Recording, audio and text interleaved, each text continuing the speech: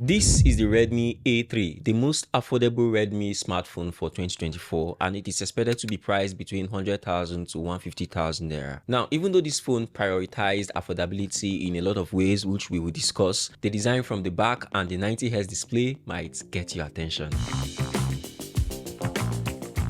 First and foremost, let's see what's in the box. The Redmi A3 comes with the phone itself, a SIM ejector pin, a charger, a USB-C cable, a quick start guide, and safety pamphlets. The Redmi A3 has a very bold design with a plastic build. The main attraction is on the back.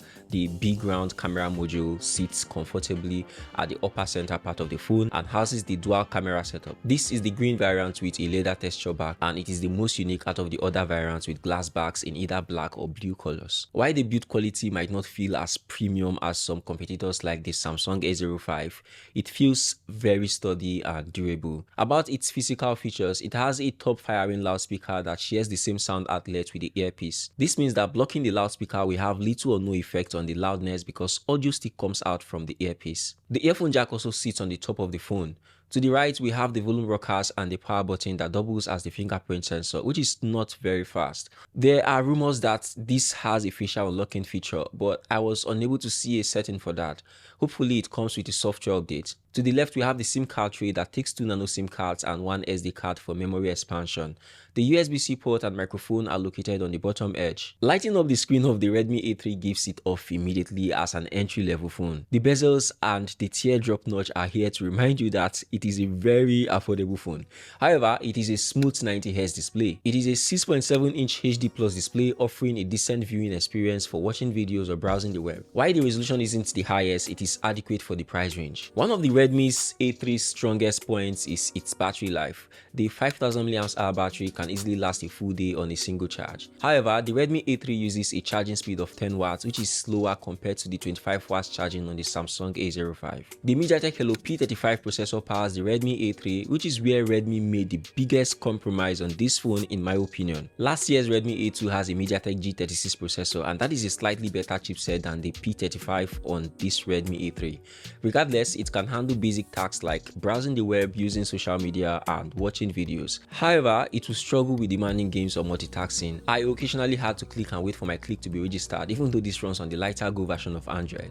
While other devices in the same bracket and category like the Samsung A05 also use a MediaTek processor, the A05 is slightly more powerful with a G88 processor.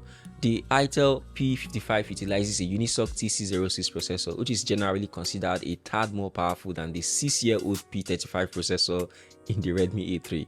For memory, we have 3 gigs of RAM and 64 gigs of storage space here, but the Redmi A3 also comes in other variants. But none of those variants goes as high as 256 GB internal storage space. But the good news here is that there is a memory card slot for memory expansion up to 1 TB. The Redmi A3 runs on Android 14 Go edition and doesn't look like it is mixed with MIUI. Android Go is a lightweight version of Android designed for budget phones like this. This ensures a smooth experience without feeling bogged down by unnecessary bloatware. The Redmi A3 features a dual camera setup on the rear that comprises a 4.9 megapixel camera and a second unknown camera, which I believe is a depth sensor. The selfie camera is a 5 megapixel camera. While it won't capture award-winning photos, it is sufficient for casual photography in good lighting conditions.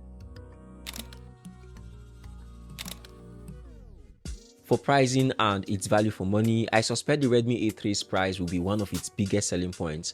I expect it to be significantly cheaper than the Samsung A05, making it a great option for those on a tight budget. However, it's important to remember that you are getting a phone with slightly lower performance. So I expect the phone's price to be within the $100 price mark. So if I'm asked who should buy this phone, I would say anyone looking for a basic phone call, text message, WhatsApp smartphone at an affordable price. It offers decent battery life, a clean software experience, and a smooth 90Hz display. With that said, if you are looking for a phone with more powerful specs or a better camera, you might be better off considering a device from the Itel P55 series or the Samsung A05.